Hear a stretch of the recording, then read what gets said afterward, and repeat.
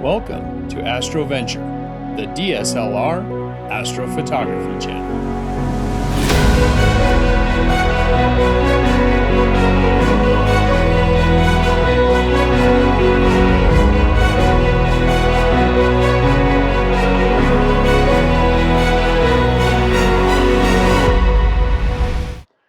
Hey there, Astroventures, welcome back. If you're new to this astrophotography channel, my name is George, and this is the astrophotography channel for DSLR and mirrorless camera bodies combined with the lenses we already own and a simple star tracker like the Skyguider Pro or the Star Adventurer. In today's video, we're going to have three parts to it. We're going to take a look at some photos from a new friend of ours by the name of Jay, and he was able to capture Comet ZTF wide field, and he was also able to zoom in on it and capture a much more close-up. So we're going to take a look at two of his images, and in part one I'll make some suggestions on that one as to how you might improve it. Now again, photography is very much an artistry. It's an artistic thing. And with that, while I make suggestions, the idea is that these are some ballpark ideas. It doesn't mean it's absolutely the right way to do it. There's many ways to get to the same end. And the other thing is that in doing photography, while you might make a suggestion, once you're actually shooting a particular image, in this case the comet, you may find that one thing works better than another. So I'll be giving my suggestions, my input. So part one, we'll take a look at a wide field. I'll make some suggestions. We'll take a look at a close-up. I'll make some suggestions.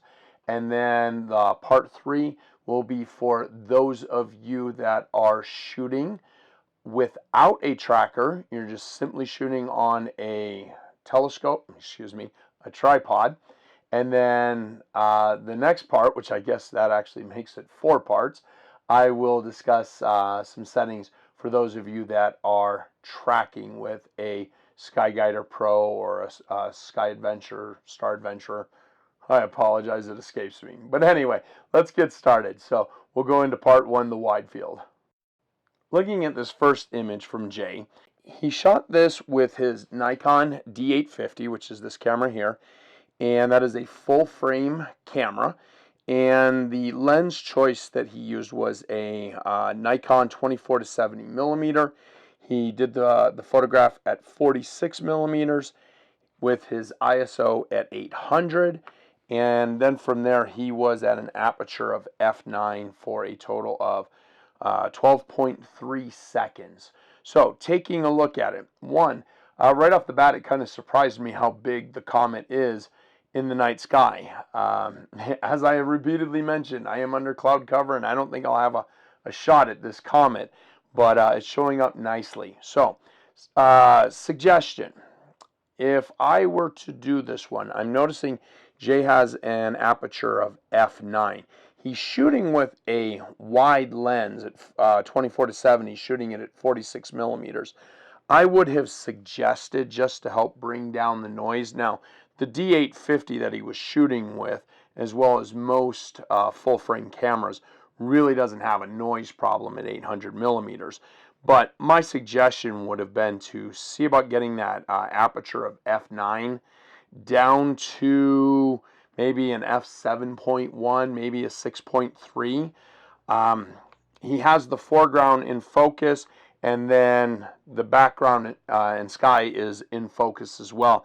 I really think with this lens and shooting wide at 46 millimeters, he could have dropped it down to 6.3 or 7.1 and would have been able to drop his ISO lower to get that just a little bit cleaner. But overall, it worked beautifully. Full frame cameras really don't have a problem with 800 millimeters. And my other reason for wanting to try and get down into that lower aperture of, say, a 6.3 is because if you have any dirt on your sensors, on your sensor, it's going to show up more at those tighter apertures like f9, and so down there at 6.3, less cleanup. But again, this is just my suggestion, what my approach would have been. Jay is an experienced photographer, but new to astrophotography. So I would have given that a go. I think with that lens, you could have pulled off the full sharpness that you saw in the f9 without choking off so much light and having to push your ISO up to an 800. So give that a try. I think that would have worked. And then the last thing is that, and I don't know exactly what was there in the foreground of Jay's image. I would have tried to frame it up a little bit cleaner. I don't know what was more off to the left, because ideally I would have liked to have had the comet in the upper right hand corner coming into the picture, but to the left of the buildings that he has as it's currently framed, there could have been other stuff, and maybe that's why he framed it the way he did. But I would have liked to have seen the comet in the upper right coming into the image rather than being on the left-hand side going down and out. But again, I don't know what Jay was contending with. Overall, though, it's a great capture, so congratulations on that, Jay. Here on the close-up of the comet, Jay shot this image on his, again, D850 from Nikon. His lens choice was a 70 to 200 millimeters. He shot this at 110, and then he had an ISO of 1000, and he had an exposure time of 3.2 seconds. Again, the Comet's a pretty good size. On this particular one, I would have kept the aperture at 2.8. I apologize, I didn't mention that. That's what he shot at, was f2.8. I would have kept it there because this lens is reasonably sharp at wide open. And then at the 110 millimeters, I would have pushed that out to the 200 millimeter end, see if I could fill the frame more with it. Now, of course, with that, Jay has this at 3.2 seconds, and part of that has to do with, he's trying to balance avoiding star trails at the same time with capturing the comet. Now, his ISO was at 1000. Again, the D850 that he's shooting with, as well as most full frame cameras, I would have, again, there's no completely right answer, my suggestion, Jay, I would have liked to have seen you push your ISO up higher to, say, 1600 or 3200, and then you could have dropped your exposure down to a second or a little bit less, and you still would have been able to capture everything that's there. Now, I know right off the bat, and from having spoke back and forth with Jay, he was contending with some noise that he was trying to avoid because, again, he's not using a tracker. And so as I get into part 3 of this video, I want you to take note of those settings that I had suggested. Get closer out to the 200 millimeter point, push that ISO up to 1600 or 3200, and then drop your exposure time down to about 2 seconds, maybe a second and a half. And I'm going to explain how you could have shot more images, lights, and you could shoot some additional calibration frames. And even though you're not using a SkyGuider Pro or some other tracker, you could still use all your light images, those calibration frames, and load them into Deep Sky Stacker and clean up your image like we do with those of us that are using sky trackers or star trackers. So we'll move on into section 3 and I'll tell you what to do with that. All right, so here we go. Part 3. We are using my suggested settings, and I'm going to refer back to Jay's image. He was shooting with a 70 to 200, and I had suggested pushing it out closer to the 200 millimeter end. I had suggested pushing his ISO up to 1600 or 3200, and then dropping the exposure time to somewhere around 2 seconds, second and a half, to minimize those star trails. But again, we're trying to avoid noise. So here's what I would do, okay? Using those settings, let's say second and a half, and let's say that we're going to shoot at 1600 or 3200, and we're out at 200 millimeters. You've got the camera mounted on the tripod, you have it framed up with the Comet at about the center point of your frame. Now, you're going to take yourself 30 images, okay?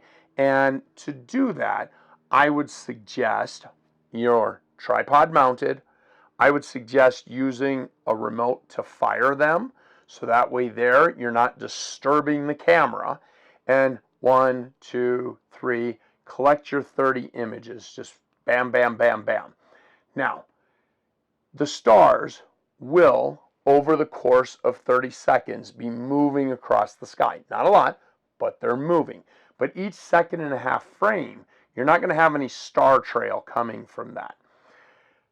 Now, you shoot the 30 frames.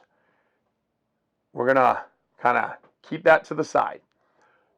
Don't change any settings, and those original frames, we're going to call them lights. Now you're going to keep all of your settings exactly the same. Don't mess with anything. Take your lens cap, put it onto your camera lens. You're now going to take 25 images with that lens cap on. Okay, so just bam, bam, bam, take the 25 images. Once that is done, you're going to need a light source. Now, I always have a laptop out in the field with me, and these additional calibration frames that we're about to get into, flats, flat darks, and biases, a lot of people like to head home and then take the rest of these images once they get home. Myself, I never do. I shoot them in the field. Reason being, you do not want to disturb any of the settings on your camera. And what I'm talking about is your focus and your zoom, because it changes things up. I would rather spend the extra couple minutes in the field and get these knocked out. But as I said, you're going to need a light source. You can fire up your computer, make the screen nice and white. I often open up Photoshop, open up a new file, set it to white, turn up the brightness. Now you're going to take the camera and you're going to bring the lens right up to the screen. You're going to set your camera over to aperture priority, and then once it's in aperture priority, you'll see the camera selects a shutter speed. Now, make sure that you don't have any exposure compensation set. It should be set at 0. Let's just say, pointing into the computer, the camera chooses 1/3200th of a second. That's fine. Fire off 25 images. As you do that, because it is on aperture priority, make sure you're watching that shutter speed and make sure that it stays at the 1/3200. You're going to need a total of 25 of them. Now, once those are done, you can then close up the computer and you're going to set your camera back to manual, and then that camera shutter speed that aperture priority had chose, in manual, you're now going to set that shutter speed. Now, I said hypothetically it went to 1/3200th. So we're going to set it manually to 1/3200th. Put the lens cap back onto the camera. Fire off 25 images. These are your flat darks. The ones where we are pointed into the computer, those were your flats. So you have 25 flat darks. You're now going to take your camera, and this is just a user-friendly tip. I pull that cap back off, snap one image of something bright, maybe something in the distance, turn on my phone, whatever. That way I can see the separation between my flat darks and the biases that we're about to shoot. Okay, so I snap off that one image, put the lens cap back on, and then turn your camera to its fastest shutter speed. Now, those of you that have mirrorless cameras, some of them go to some astronomically fast shutter speeds. What I always suggest, I don't have a rhyme nor reason other than just my gut.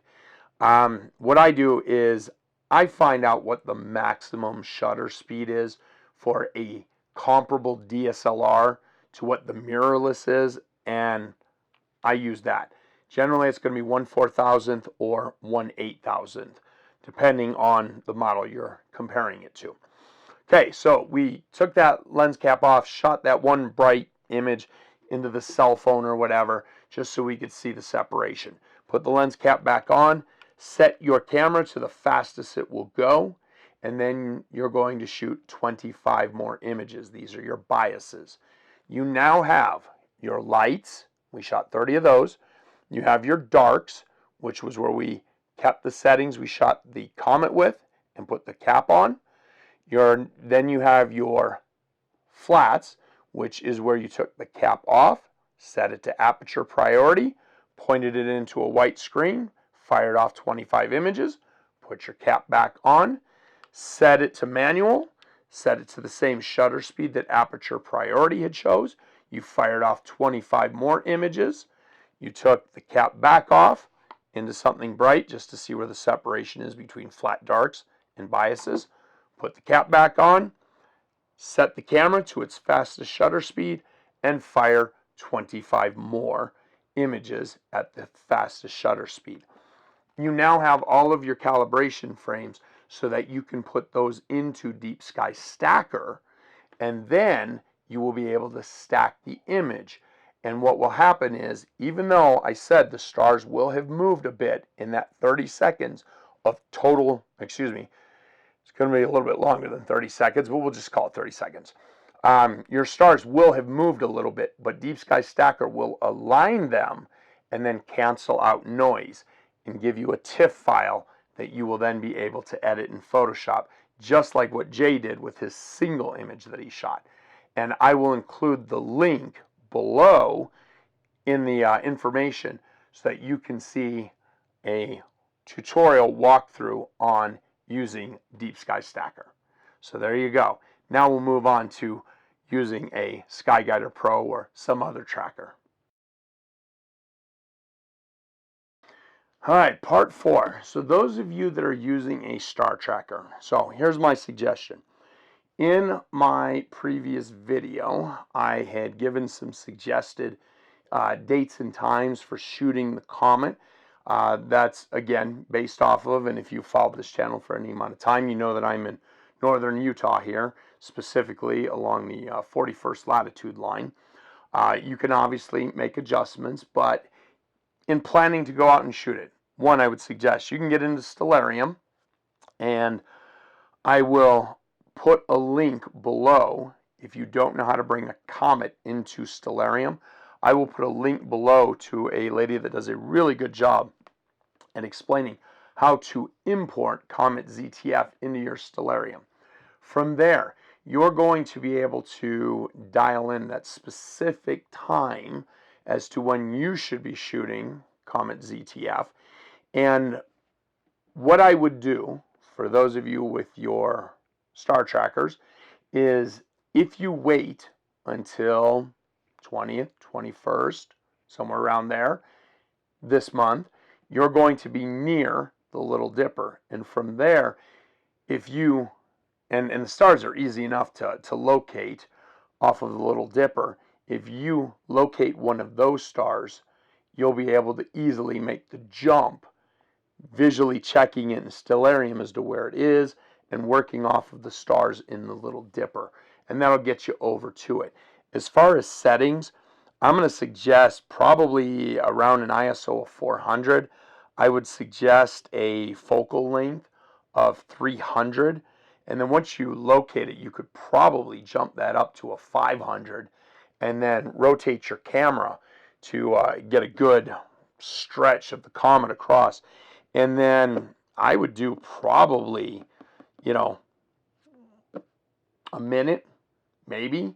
And I think you should have plenty of data to be able to collect that. And then, shoot it for, I don't know, 20, maybe 20 frames. Put it together. It should give you a super clean image.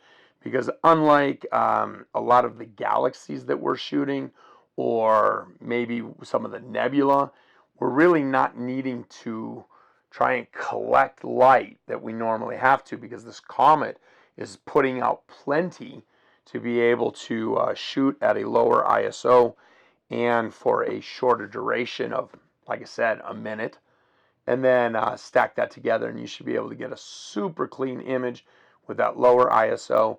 And I also suggest the minute, because within that, even if your tracking is off a little bit, excuse me, if your polar alignment is off a little bit, 1 minute of tracking isn't going to be too bad. And I think it should come together really nicely. Now, again, don't hesitate to mess with the settings and kind of mix it up a bit. I'm only going off of experience from shooting previous comets that were much smaller, as well as Neowise that was much bigger. So I'm only giving you ballpark experience. So don't hesitate to mess with the settings and dial it in. And then I would love for all of our viewers, as you capture the comet, just like Jay did, join us over on our Facebook page, AstroVenture DSLR, and share those images that you captured. And please share what equipment you were using and what your settings were, because those of you that are able to capture it, because I don't even get to see the stars, share what your settings were. That way it can help other people out so that they can capture it. So until next time, I wish you clear skies and uneventful nights. And if you like the content we're doing here, please consider liking the video, ringing the bell, and subscribing and sharing this video out. Until next time, happy hunting.